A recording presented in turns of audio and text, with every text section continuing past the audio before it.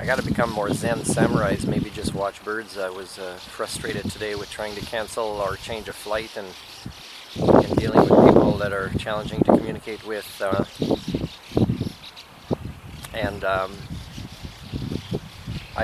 I carried some of that frustration into badminton on my last day.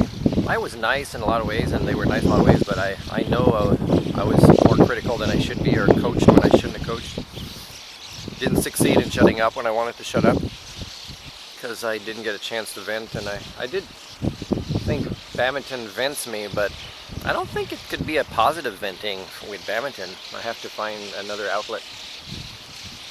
And sometimes they say, oh, it's just being polite like this, that it's part of the culture, but there are things about the culture that makes the game not as good sometimes because of apologies or avoiding conflict. And I know this, I just have to be sure to expect that it might get the frustrations to get worse sometimes, instead of get better to play a sport or to do an activity where people don't, like if I promise to shut up but my partner already knows he's got to do more net shots and it's already like 13-2 for the opposite team because we lift everything, it's hard to keep shutting up for the rest of the game, because then, you know, you're putting 100% effort to lose. I guess that's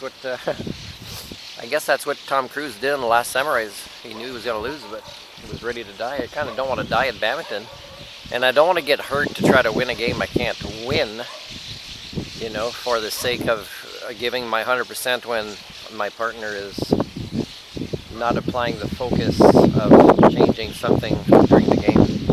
I'm patient with people that are trying to change, but when people don't and we get a big loss in points and I can't come back, then I start doing desperate shots to try to come back because the patterns aren't working.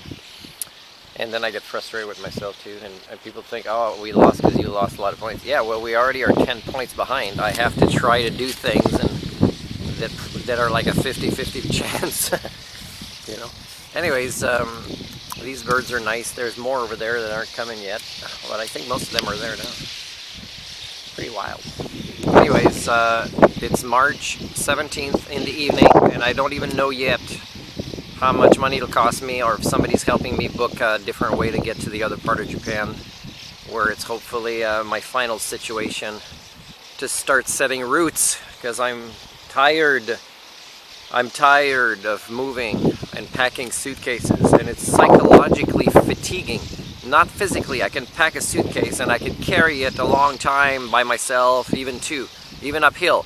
But the psychology of moving and moving and moving, trying to find a culture that is a good fit for me, is the draining part. And I'm at the 4-year mark where it should be happening now with my expectations of this social science plan, but it's still the last few days, if that's what it is, are still finding me very frustrated, you know. Even though I think it's close, I don't even have that much energy to still be patient or zen for the last few days of my journey.